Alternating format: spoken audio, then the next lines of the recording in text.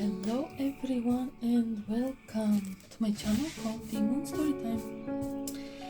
Thank you so much for coming, for supporting my channel, for your likes, comments, for your donations.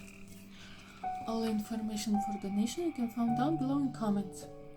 Today we continue reading Grimm's fairy tales, and our fairy tale will be called The Queen Bee. Once upon a time, there was a king who had 3 sons. When the 2 eldest princes grew up, they each went off into the world to seek adventures, but they both made one mistake after another and fell in with bad people and wasted their money, so they never made it home. Oh my god. The youngest prince, whom everyone called Prince Nitwit, really missed his brothers. So when he was old enough, he set off to join them. Prince Nitwin had to work hard to find his brothers. To his surprise, when he found them at last, the 2 eldest princes weren't pleasant to see him. "So you've tracked us down, so you can have adventures too, have you?" they jeered. "Well, we're brainy and brave, and we've made a mess of things, so what on earth makes you think that a simpleton like you is going to be a hero?" But eventually, after a good deal of complaining, Prince Nitwit's big brother said they would let him travel along with them. The 3 hands gone far when they came to an ant hill. The 2 eldest princes had a nasty idea to stir up the ant hill with a stick, so they could laugh at the tiny insects scurrying off in terror. But Prince Nitwit wouldn't hear of it. "Leave them alone," he said. "I won't let you hurt them." His brothers grumbled about it, but at last they agreed to travel on. They soon came to a lake where ducks were swimming. The 2 eldest princes discussed how they could kill some and eat them, but Prince Nitwit forbade it. "No way," he said. "We already have enough food to eat." His brothers complained about it, but eventually they agreed to travel on. Soon they spotted a bee's nest in a tree, overflowing with honey. The 2 eldest princes wanted to make a fire underneath the tree to smoke the bees out so they could steal the honey, but Prince Nitwit would not hear of it. "Absolutely not," he said. His brothers sneered at him, but finally agreed to travel on. One morning, the 3 princes came to a towering castle, but there was no sign of any people or animals anywhere. They crossed the silent drawbridge and passed the stables, all totally bare. Nervously, the princes entered the keep. Every room was furnished, just as if people were living there, but there wasn't a soul in sight. Through empty room after empty room, the princess crept, until they wandered into a huge hall where there was a stone table. The princess saw that there was some unusual writing on it. Prince Nitwit realized what it was at once. Its instructions telling us how to release this castle from its enchantment. He gasped and he read aloud to his brothers what they had to do, for they weren't as good at reading as he was. In the wood under some moss lie 1,000 pearls belonging to a princess. Find them by sunset, but if even one is missing, you will be turned into stone. Next, Pa, that sounds easy enough, interrupted the oldest prince.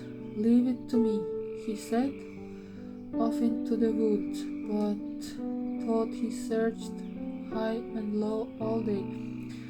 At the end of it, he had found only 100 pearls. At sunset, the last sunbeam soaked into the land, and he was turned to stone. Here is oldest prince turning to the stone. The second brother was determined to prove that he was braver, brainier, and better than the eldest. The next day he set off into the forest to take his turn, but alas, he did only slightly better. By sunset he had found just 200 of the gleaming pearls, and he too was turned to stone. Poor Prince Nitwit was on his own again once more. On the morning of the third day, he set out to complete the task that his brothers had failed at, but he felt so miserable about his brothers that he hadn't found many pearls at all before he sat down and began to weep. Suddenly, march, up came the king of the ant hill that Prince Nitwit had saved with 5,000 ant soldiers. It wasn't long at all before the little insect had collected all 1,000 of the pearls and put them in a heap. Prince Nitwit's heart lifted. He thanked the ants heartily and then hurried to reach the next instruction on the table. Fetch the key of the prince's sleeping chamber out of the lake. Prince Nitwit went and looked at the huge mirror. Thank you. Like expanse of water in dismay. He knew it would take him years to find the key hidden in the murky depth. But just then the two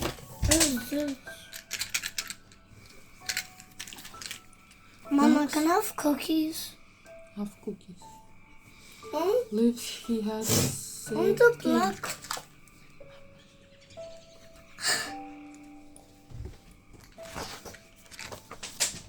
Swimming up, they upped tails and dived down to the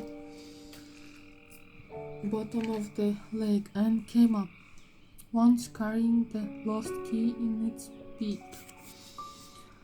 Prince Nitwit was overjoyed and thanked the ducks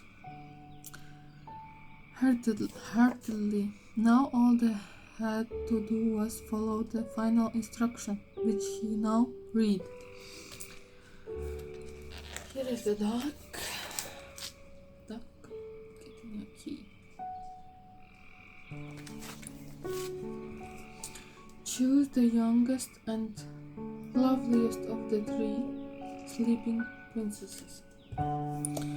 But this was a truly impossible task. Prince Nitwit found the room where the three princesses lay sleeping, but they all looked equally beautiful, and each appeared to be just as young as the other. As Prince Nitwit stood there about to despair, the queen bee of the bee's nest that he had saved came buzzing along. The clever queen bee remembered that before the youngest princess had been enchanted, she had eaten a spoonful of honey. She landed on the lips of each princess one by one and hovered over the one where she tasted honey. And so it was that Prince Nitwit made the right choice and broke the spell. The three princesses woke up, and the two stone statues in the woods were changed back into Prince Nitwit's brothers. Of course, Prince Nitwit married the youngest, loveliest princess and became king, and his brothers married the other two princesses. And that's how, thanks to the queen bee, Prince Nitwit became the hero of a truly amazing adventure. Oh, what a sweet story. Thank you so much for coming and see you next time. Bye.